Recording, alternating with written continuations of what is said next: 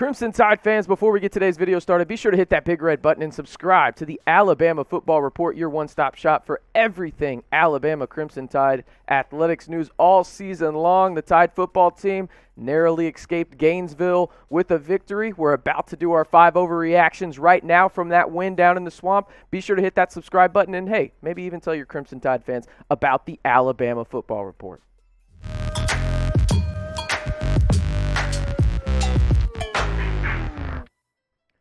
Welcome into the Alabama Football Report. I am your host, RC Maxfield, and Alabama narrowly escaped the swamp on Saturday with a 31-29 victory over the number 11 Florida Gators. It wasn't pretty in all aspects of the game, but a win is a win. But let's get to my 5 overreactions from Week 3 of the Alabama Crimson Tide season. For the first one, the run defense is a major problem. I'm just going to put this out there. When Florida runs for over 200 yards on your defense that's supposed to have NFL guys on it, right? DJ Dale is the guy that comes to mind for me when it comes to being that run stopper, a guy that's 6'3", 300 pounds. He's supposed to be better than he is, and I don't know why he's on the field as much as he is right now. There is depth aplenty at this D-line position for the Alabama Crimson Tide. They need to give guys other opportunities, and overall, I just think the D-line has to be better and quickly, right? You cannot be giving up 200 yards rushing to a formidable opponent in the number 11 Florida Gators, and Florida will drop in the rankings a bit, but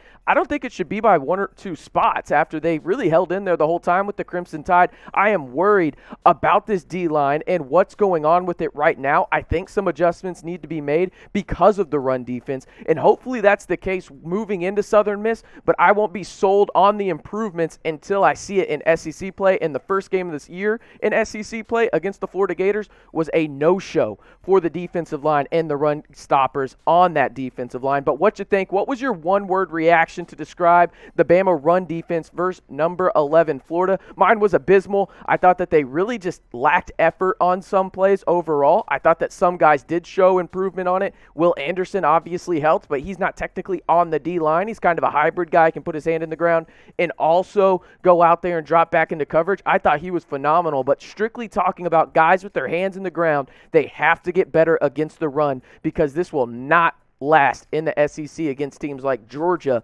coming up later on, hopefully down in Atlanta at the end of the year, and hey, even Texas A&M as well.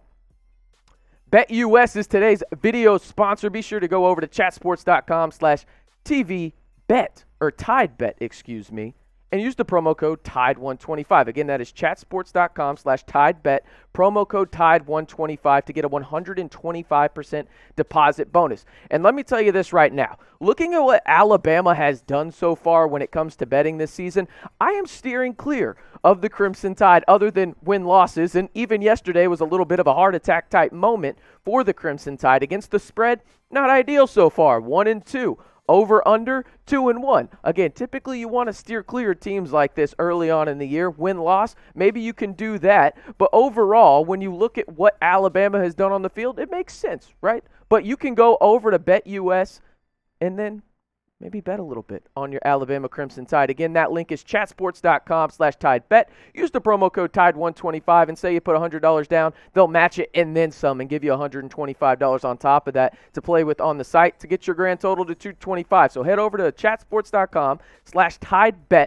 Use the promo code TIDE125 and gamble on Alabama or college football all season long. Thanks to our sportsbook partners, BetUS. Number 2 overreaction from Week 3 of the Alabama schedule. The Bama offensive line will hold this team back. Absolutely right now. It is an absolute struggle on that offensive line, whether that's penalties and full starts, holding, whatever it may be. The O-line is an absolute problem right now for the Alabama Crimson Tide. And now I will say this, Bryce Young has held the football a couple of times too long, but overall, this is an offensive line problem and not a Bryce Young issue. This is what happens when you have guys kind of trying to feel themselves out of the position and go in to step in and take over a spot for an Alex Leatherwood, right? We're 3 weeks in now. This needs to be fixed if you want to go to the promised land and win that 7th ring under Nick Saban. The offensive line has to be better, and it has to be better quick, just like the defensive line has to be better. The trenches is a big talking point right now for the Crimson Tide, and both aspects of it have to improve and quick. Bryce Young should be a Heisman favorite. Listen, I think this is a no-brainer, right? When you are the quarterback of the number 1 team in the country, albeit you did struggle against the number 11 team, not Bryce Young, but overall as a whole unit, I think Bryce Young has been absolutely phenomenal so far and lived up to every ounce of the hype that he had coming out as one of the top recruits in the country just a couple years ago, right? He's having a Heisman-type start. Looking at his numbers, he is the second quarterback in Alabama history in their first 3 career starts to throw for 10 touchdowns. The only other one, he's playing for the Patriots right now, and his name is Mac Jones. He's been absolutely phenomenal through 3 games, and I know what you're going to say, RC. He played Mercer. Well, the other 2 teams have been ranked, right? Miami might be overhyped. I agree with that, but I think Florida's all kinds of legit. They proved that yesterday in the Swamp. We're recording this on Sunday, but I think Bryce Young is the Heisman frontrunner right now. You tell me what you think. Is Bryce Young the Heisman frontrunner currently as it stands after week 3? Type Y for yes.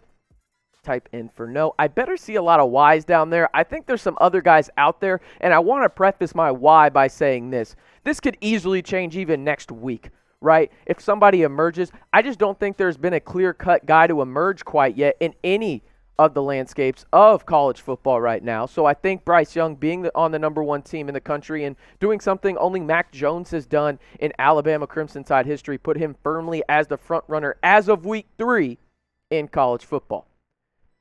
Join the fam, though. Subscribe to the best Alabama football channel on YouTube. It's your one-stop shop for everything Alabama Crimson Tide all season long. Nick Saban loves us. He told him himself. I mean, I'm just, well, kind of hyperbole right there, but he does love us, I'm sure. We're just keeping it real here all season long when it comes to the Alabama Crimson Tide. Hit that big red button. Tell your fellow Crimson Tide fans about what's going on this channel. It's everything you need to know leading up to each game every week, as we'll have multiple videos out talking about your Crimson Tide all season long. All you got to do is hit that big red button and stay in the know right here on the Alabama Football Report. My next overreaction is Jameson Williams is the Tide's best wide receiver, and I'm not sure it's close right now. I love every aspect of his game and what he does. He is the epitome of a deep threat in college football. I love him and Bryce Young together in the sense that, yes, John Mechie is that intermediate guy, right? He's going to get dirty. He's physical.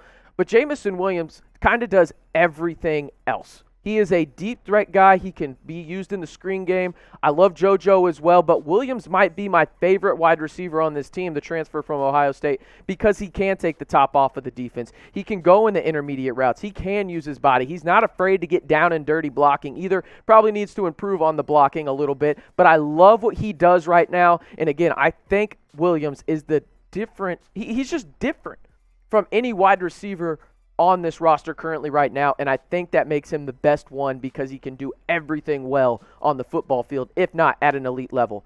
Now this one, again, it's overreaction, right? I mean, I don't know if Alabama is as far away from the pack as we think. I think that the pack might be closer than what we think right now in terms of the inefficiencies on this Bama roster, the number 1 team in the country, after facing off against the number 11 Florida Gators in the Swamp.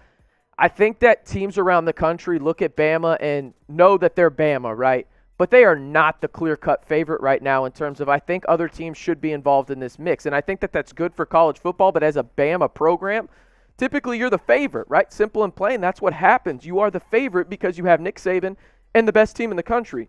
And I do think this is the best team in the country, but right now, after week 3, that margin for error is shrinking at a rapid pace, and it's mostly due to the offensive and defensive lines not getting their act together in a relatively quick fashion. I do think that this team is the favorite, but it is far from clear anymore in terms of Alabama will win the national title. They have a lot of things to improve, and it better start next week against Southern Miss, because after that, the gauntlet of the SEC really starts, and you do not want to have weak trench play in terms of on the defensive line or the offensive line. You got to clean up the run game in terms of getting that defense on the run and really just shrinking those gaps for running backs on the opposing side on the defensive line, and you got to clean up those penalties on the offensive line. Overall, Alabama 31, Florida 29. A win is a win. It wasn't pretty. You held your breath for quite a bit of that fourth quarter if you were a Crimson Tide fan, but you will head back to Tuscaloosa to face off against Southern Miss on Saturday, a late kickoff at Bryant-Denny Stadium. It'll be a 6:30 kickoff against Southern Miss as Alabama will remain the number 1 team in the country and head into that game 3-0 after their win against the number 11 Florida Gators down in the Swamp.